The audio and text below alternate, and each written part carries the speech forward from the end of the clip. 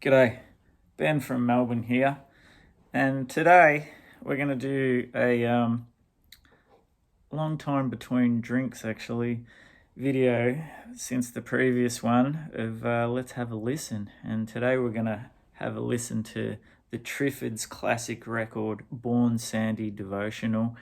Come out in 1986. They'd already been around for a little while. From Perth, formed in 1978, led by singer-songwriter David McComb. One of those bands that are just beloved Australian band.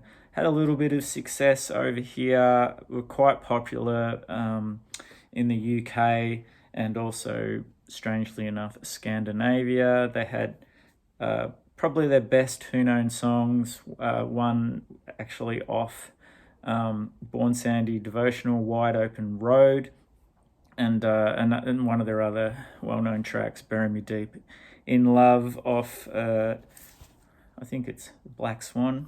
I might be wrong. Or is it Kalincha? It's Kalincha. Anyway, already stuffing things up. Probably, if you like Nick Cave and the Bad Seeds, this will be in your ballpark. Probably at the time in the 80s, the Triffids were probably a little bit more polished affair than the Bad Seeds were.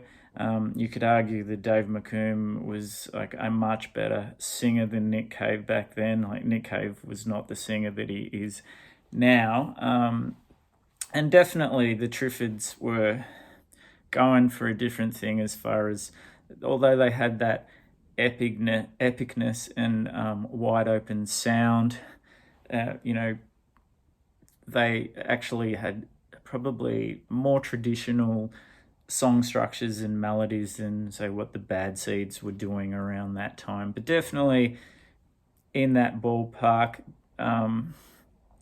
Unique lyricist as well, but able to capture that, stark, beautiful and uniquely Australian imagery in his songs, which a lot of songwriters over here don't seem to want to do.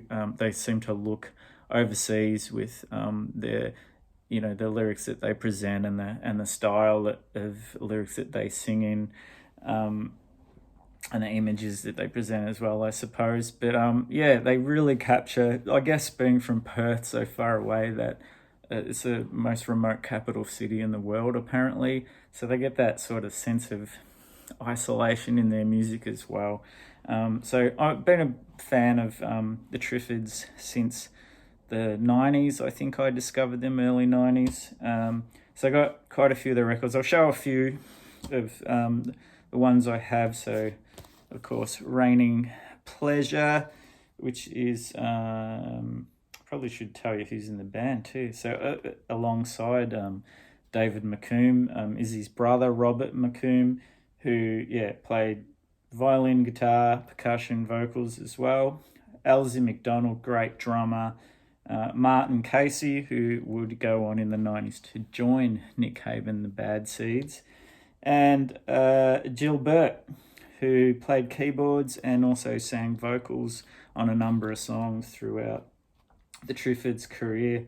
So this is a great album to start with. Like the Ballad of Jack Frost, I particularly like on this album. Early one. This one is a reissue. I probably should have said. I can't remember what album. What label this is on? Oh, Hot Records. There you go. And then Trillis Plain, which is a reissue on the Bloodlines PS label, which put out the Roland S. Howard solo records, which are fantastic as well. Same lineup on this one, but just added cello and viola on here as well. Red Pony, which opens the album's a killer. Yeah, I don't know. It's hard to just pick one song because, to me, the Triffids make albums Might be a strange thing to say because lots of bands make albums, but they're just, in my mind, so cohesive, and you can't have one song without the other, is basically what I think I'm trying to say. And then we'll skip Born Sandy for the moment, because we're going to talk about the one that followed that, called In the Pines, which it says the Triffids present a woolshed recording, and they literally did set up in a woolshed and record this album. Again, this one I've got on Hot Records. There's some cool inner business there.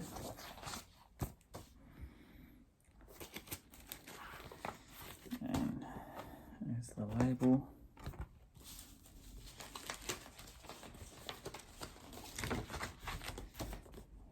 I like this. See how it's hard probably to see, but if you look closely, it's got different albums available on Hot Records on the inner there. And then Kalancha, which I think is the last record they released for the 80s, which features Bury Me Deep in Love. Oh, did I forget about, I think I forgot about Evil Graham Lee, the pedal steel player, bit of a multi-instrumentalist as well. Just saw him in the corner there. He's fantastic. This record is so highly regarded. Well, not this one, the one we're going to feature and have a listen to, Born Sandy Devotional. It is amongst the top. It's on Island, this one.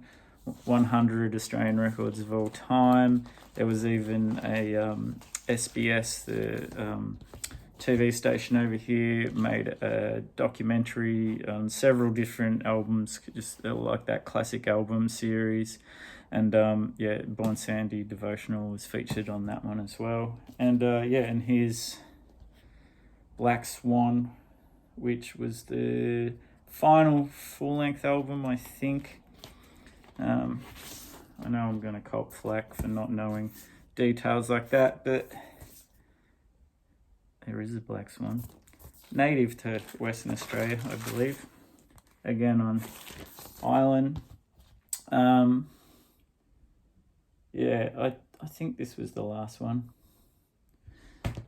And David McComb, sadly no longer with us. You can look up all of that information of how he died and all that business. We're here to talk about the music, actually. So we'll get on to Born Sandy Devotional, the 1986 record. I have a few copies. This is the one on Hot Records. Amazing photo. So some wordage in there. Great picture of Elsie having a dip. And there's the band on the back there.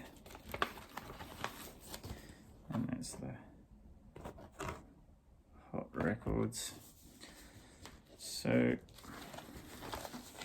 just show you the two more versions I've got. There's a reissue came out with this kind of wild looking cover which ties up, and this was on Domino Records, 178 of 250, and of course inside it's probably a bit over the top because it's just like that. That's the record. There's the Domino label there,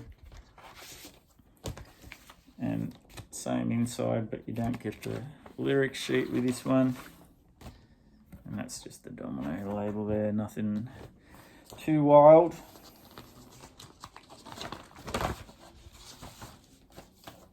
And lastly, the most recent reissue, which what was it? Treeless Plain on PS Bloodlines Records, come out last year.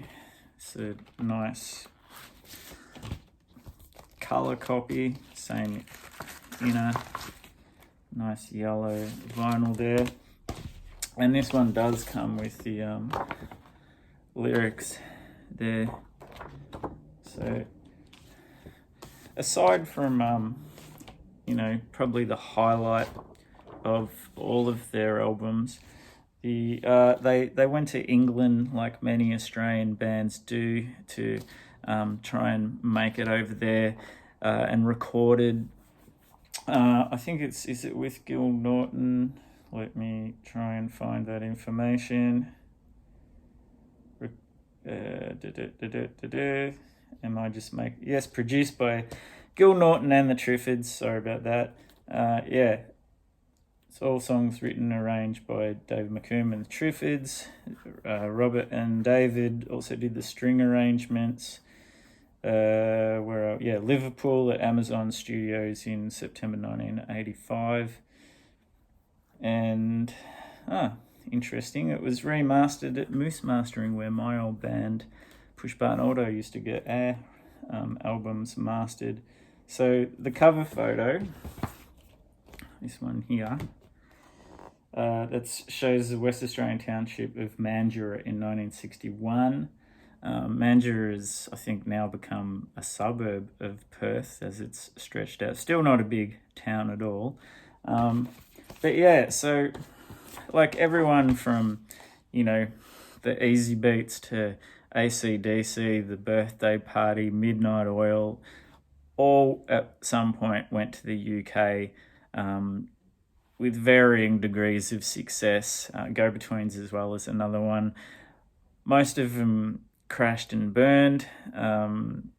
You could argue that that's what happened to the Easy Beats. They started to just try and repeat the success of Friday Is on My Mind, and instead of like doing their own thing, which way that they were successful to at that point, started chasing the hits, which Vander and Young probably walked away from that smarter and then become like a very successful production and writing team for Alberts in Australia. Poor old Stevie Wright, with all that time on his hands, ended up with a drug and alcohol problem.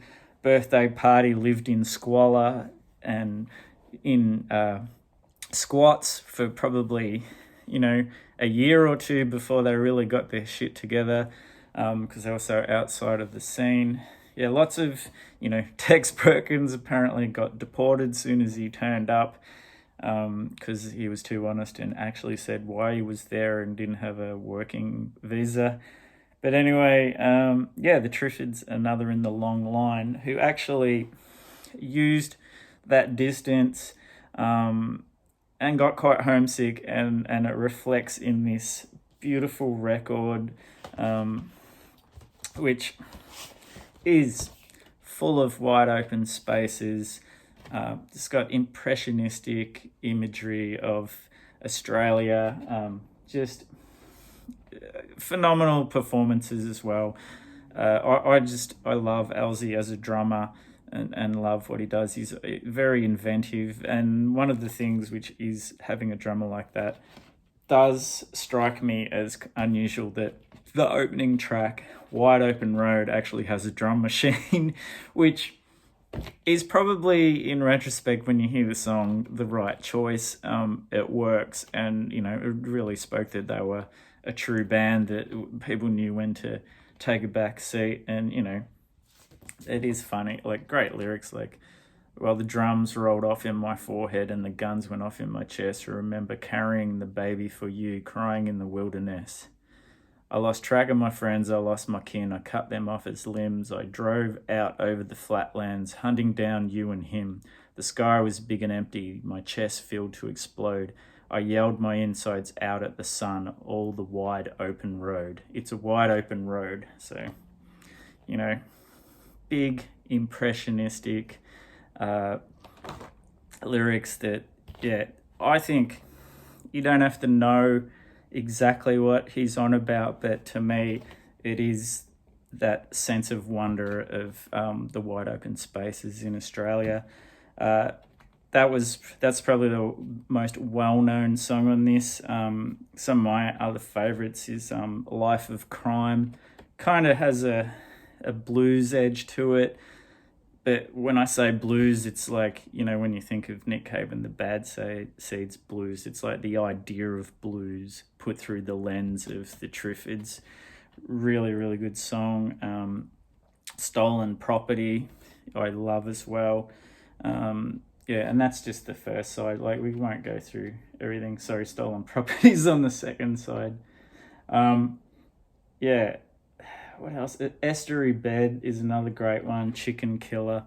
I've actually got this round the wrong way. So the first songs I spoke about were the second songs. So all of the Triffids hardcore fans are going to be like, what the fucking hell is this guy on about? Doing the best I can. I got a camera pointed at me. I'm a bit nervous. Anyway, let's have a listen to Wide Open Road.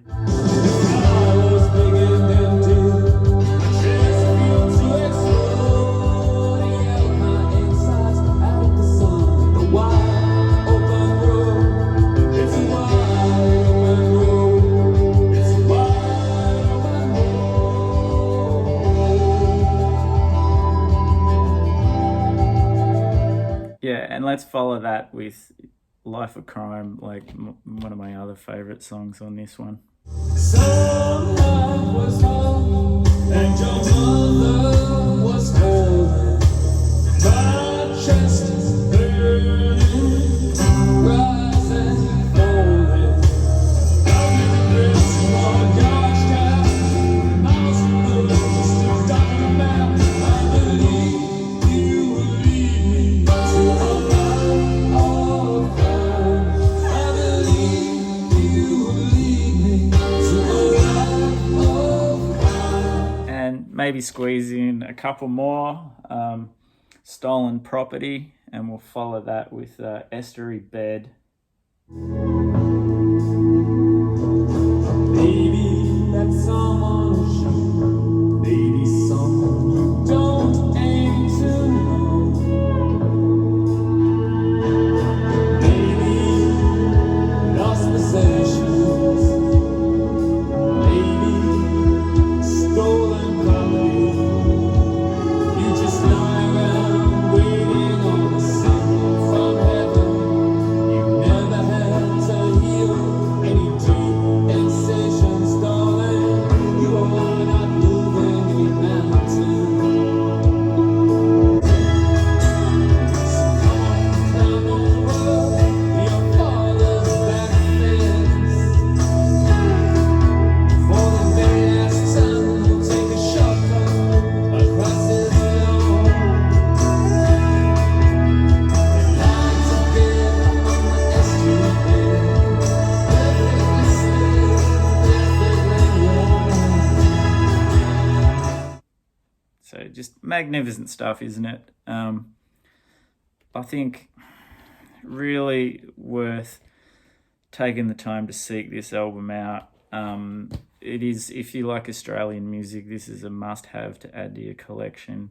Legendary band. I recommend all their albums, but this is probably a fantastic starting place. So yeah, let's just close out with Chicken Killer.